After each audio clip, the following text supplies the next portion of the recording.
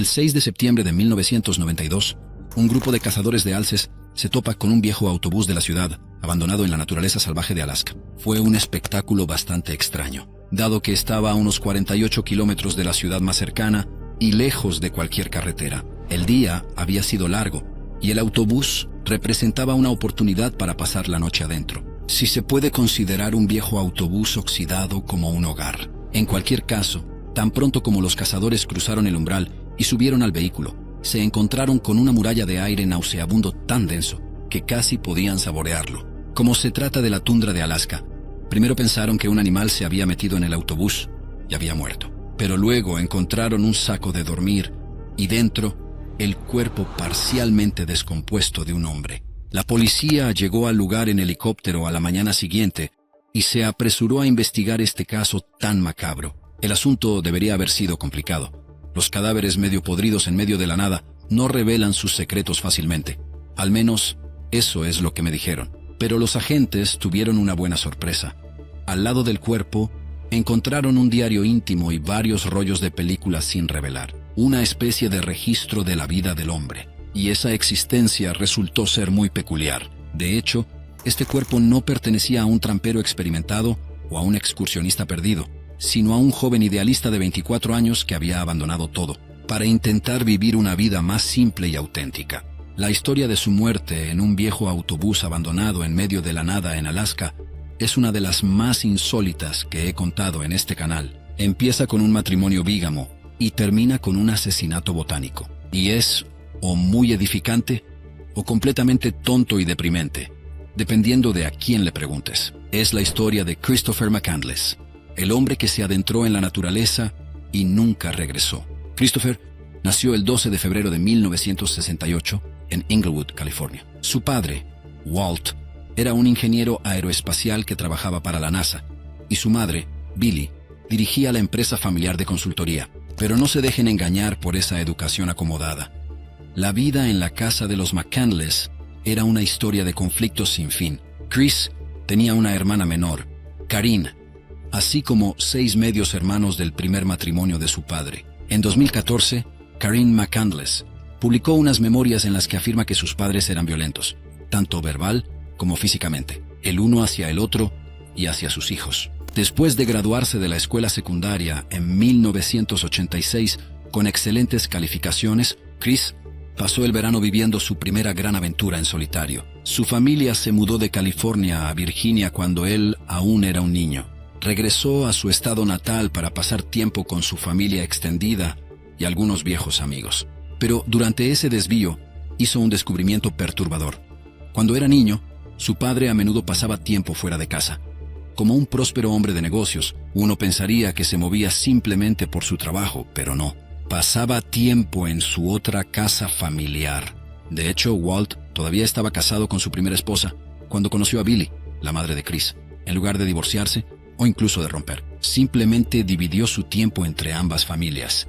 E incluso tuvo hijos con ambas mujeres al mismo tiempo.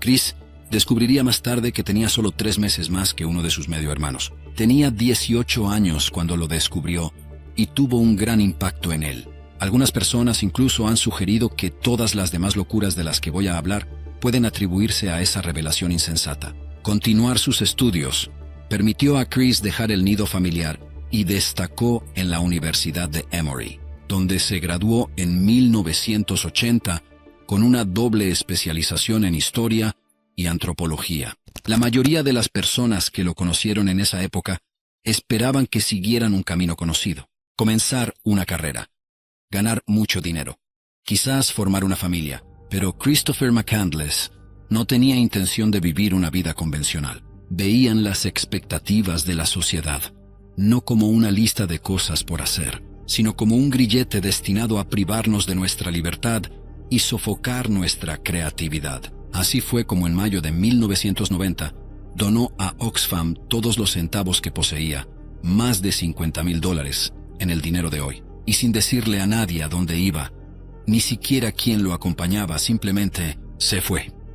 Pasó su primer verano cruzando Estados Unidos en su viejo Datsun amarillo, hasta el lago Mead, antes de ser bloqueada por una inundación repentina que destruyó el motor y la dejó varada. En lugar de dar la vuelta, Chris siguió su camino haciendo senderismo, autostop y tomando trenes de carga. Durante 2 años, recorriendo el país de la libertad, Chris se construyó una nueva vida bajo el nombre de Alexander Supertramp. Era una especie de alter ego, un superhéroe autodidacta cuyos 2 únicos poderes eran la libertad total y el olor corporal. Nadie sabe exactamente dónde estaba Christopher durante ese tiempo en la carretera, y lo que sabemos proviene principalmente de los recuerdos de las personas que se encontró en su camino. Pasó unos meses trabajando como operador de grano para un hombre que conoció haciendo autostop en Dakota del Sur. Vivió en las calles de Las Vegas. Aprendió a trabajar el cuero con un veterano de Vietnam retirado que se encariñó mucho con Chris, que le propuso adoptarlo como su nieto. Vivió en campamentos de ermitaños y en comunidades fuera de la red. Hizo caminatas en algunos de los parques nacionales más espectaculares del planeta y descendió el río Colorado ilegalmente en kayak hasta México. En resumen, paseaba donde quería, no le daba cuentas a nadie y se apartaba completamente de las preocupaciones y expectativas habituales del resto del mundo. No tenía facturas que pagar, ni jefe a quien complacer y ninguna otra necesidad más que alimentarse y encontrar un lugar donde descansar. Se había ido de su casa en busca de libertad, y eso fue exactamente lo que encontró. Por más emocionante que fuera, no era suficiente. Es cierto que Cristo ya no vivía según las reglas de la sociedad, pero aún vivían en la sociedad, o al menos en el mundo, rodeado por ella. Así, a principios del año 1992, terminó con su despreocupación y su vagabundeo al azar para dirigirse resueltamente hacia el norte. Su objetivo era la última gran región salvaje de los Estados Unidos, un estado que es cómodamente más grande que Francia, España y Alemania juntos, pero que tiene menos de 0,5% de su población combinada, Alaska. Ahí es donde tendrá lugar la mayor y última aventura de Alexander Supertramp, el 28 de abril. Un electricista de Fairbanks, Jim Gallion, lleva a Christopher en coche hasta la entrada de Stampede Trail. La mayoría de los habitantes de Alaska saben cómo sobrevivir en la naturaleza, y Jim se preocupó de inmediato, porque Chris no parecía realmente preparado para una larga estadía en la selva. Tenía pocas provisiones. Su rifle no era lo suficientemente potente para abatir fácilmente a la caza mayor de Alaska o a los animales salvajes más peligrosos. Y esas botas de senderismo ni siquiera eran impermeables. No tenía brújula, ni raquetas y pocas herramientas. Ni siquiera tenía un mapa. En resumen, Chris no parecía tener ningún equipo ni idea. Jim Gallion tiene razón en preocuparse, porque sería la última persona en ver a Christopher McCandless con vida. El plan inicial de Chris era cruzar Alaska a pie, hasta el mar de Bering. Pero después de 4 días y unos 30 kilómetros, después de cruzar 2 ríos llenos de agua y varios estanques de castores congelados, encontró el autobús abandonado que se convertiría en su hogar, y finalmente en su tumba. No te sorprenderá saber que la vida en la selva de Alaska era bastante dura. El clima es cambiante y a menudo extremo, y la comida es difícil de encontrar. Pero a pesar de estas dificultades, Chris vivía su sueño de una existencia completamente libre de la influencia del mundo exterior. Para alimentarse buscaban bayas, desenterraban raíces y cazaban ardillas, ptarmigans, puercoespines y hasta un ave. Aunque no logró conservar este poderoso mamífero, y la mayor parte de la carne se echó a perder. Sobrevivió a encuentros con osos y lobos, viendo rebaños de caribúes cruzar la taiga, y pasó su tiempo libre leyendo clásicos de Henry David Thoreau, de León Tolstoy y de Nikolai Gogol. Chris estaba evidentemente lleno de recursos. Sus 2 años en la carretera lo habían demostrado. Pero parece que se subestima lo difícil que sería vivir completamente fuera de la red en Alaska. Aunque su diario indica que era capaz de reunir un flujo constante de comida, simplemente no podía conseguir suficiente comida para alimentar su cuerpo durante los duros días en Alaska. A pesar de todos estos esfuerzos, Christopher McCandless empezó a debilitarse, lenta, pero seguramente. Las fotos de los rollos no revelados encontrados con su cuerpo revelarán más tarde lo delgado, casi esquelético, que se había vuelto. Debió darse cuenta del peligro que corría, porque en el día 67 de su odisea en Alaska, decidió que era suficiente. Empacó sus pocas cosas, se despidió de su hogar en el autobús, y comenzó a subir el sendero de Stampede. Alexander Supertramp decidió que era hora de volver a la civilización. 2 días después, llegó al río Teclanica y lo que vio le dio escalofríos. Cuando cruzó ese mismo arroyo al otro lado, al comienzo de su viaje, el agua le llegaba hasta las rodillas y estaba tranquila. Ahora, hinchado por 2 meses de agua de deshielo veraniego, se había transformado en un torrente furioso de muerte helada y espumosa. Chris no era el mejor nadador en el mejor de los casos, pero en este momento eso no importaba en lo más mínimo. Ni el hijo de Michael Phelps y Flipper el delfín podría haber cruzado este río y vivir para contar la historia. Sin otra opción, Chris da media vuelta y regresa al autobús. Es difícil imaginar lo asustado que debió estar al darse cuenta de que estaba atrapado en la naturaleza, pero poco después de regresar al autobús, no tenemos manera de saber exactamente cuándo, escribió una nota y la colgó en la puerta de su hogar improvisado. La nota dice lo siguiente: atención posibles visitantes. SOS, necesito su ayuda. Estoy herido, cerca de la muerte y demasiado débil para caminar. Estoy solo. No es una broma. En el nombre de Dios, quédense para salvarme. Fui a recoger vallas por los alrededores y regresaré esta noche. Gracias. Chris McCandless.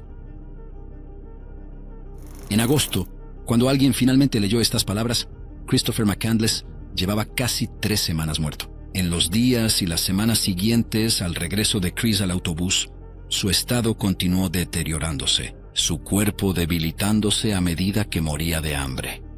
Las notas que escribió en su diario durante ese periodo son bastante difíciles de leer. Día 94. Extremadamente débil. Falta de piel. Semillas. Me cuesta mucho levantarme. Hambriento. Gran peligro. Días. Sin. Lo he logrado. Pero en el estado más débil de su vida, la muerte se asoma como una amenaza seria. Demasiado débil para salir. Literalmente atrapado en la naturaleza. Nadie sabe exactamente lo que Christopher vivió en los últimos días de su vida, pero no hay duda de que sabía que iba a morir. Sin embargo, a pesar del hambre, las dificultades y la soledad, logró maravillarse con la belleza que lo rodeaba. Durante esos últimos días de agonía, tomó un último autorretrato. En él muestra una sonrisa radiante y saluda a la cámara. En su mano, tiene una nota manuscrita que dice así: he tenido una vida feliz y le agradezco al Señor. Si uno de los objetivos del viaje de Christopher era encontrar la paz, con esta foto, espero que podamos decir que realmente lo encontró. En el día 107, las últimas palabras de su diario simplemente dicen: hermoso arándano, hermosa bebé. 6 días después, en el día 113, las provisiones se agotaron. Hasta donde sabemos, ese fue el día en que Christopher McCandless murió. Su autopsia mostraría más tarde que pesaba solo 30 kilogramos al momento de su muerte y que la causa fue la inanición.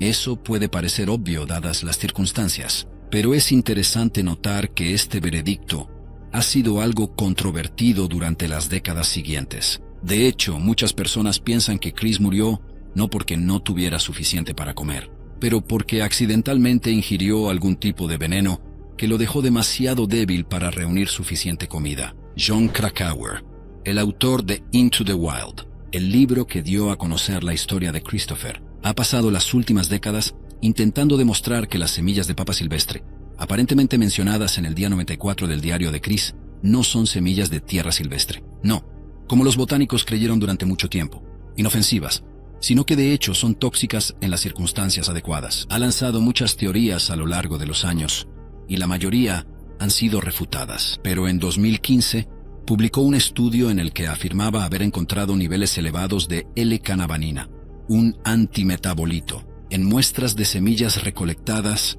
en el sitio del autobús. El estudio finalmente concluyó que el consumo de estas semillas muy probablemente contribuyó a la muerte de Christopher. De todos modos, si has leído Into the Wild o visto la adaptación cinematográfica, es muy probable que consideres a Christopher McCandless como un idealista que debe ser admirado por su coraje y sus principios. Pero no es el caso de todo el mundo. De hecho, hay mucha gente que ve a Chris como un idiota arrogante que murió por su flagrante falta de comprensión de en lo que se estaba metiendo. Por muy dura que sea esta valoración, es innegable que Chris estaba algo mal preparado para su última aventura, Ya mencioné que intentó regresar a la civilización a pie 2 meses después de empezar su viaje, antes de ser detenido por el desbordamiento del río Teclanica. Lo que no mencioné es que a solo 800 metros aguas abajo de su punto de cruce, había un teleférico manual que le habría permitido cruzar el río fácilmente. Si hubiera tenido un mapa con él, se hubiera salvado. Y quizá aún estaría vivo hoy. Al final, probablemente hay parte de verdad en ambos puntos de vista. Pero sea cual sea tu opinión sobre quién se hacía llamar Alexander Supertramp, es difícil no admirar su determinación de vivir la vida que quería vivir. La mayoría de nosotros seguimos los caminos trazados por la sociedad y las expectativas de nuestras familias y amigos sin siquiera cuestionarlos. Y todos conocemos a muchas personas que trabajan arduamente en carreras que no les gustan particularmente, solo para poder comprar cosas que no quieren y de los cuales no necesitan. Christopher McCandless vio nuestra obsesión por el dinero, el statu quo, el éxito y las cosas materiales, y simplemente las rechazó. No quería una carrera, quería una vida, y no necesitaba cosas, quería experiencias. Es curioso pensar que Chris se adentró en la naturaleza en una época que muchos de nosotros consideramos más simple. Una época en la que Internet aún no había invadido cada rincón de nuestra vida, y donde cada uno de nosotros no tenía un smartphone en el bolsillo. Se podría decir que su mensaje es más relevante hoy que nunca. Y esa es probablemente la razón por la cual su historia sigue resonando con la gente, hoy, 20 años después de su muerte. Gracias por quedarte hasta aquí. No dudes en hacer clic en uno de los videos en la pantalla para más contenido similar.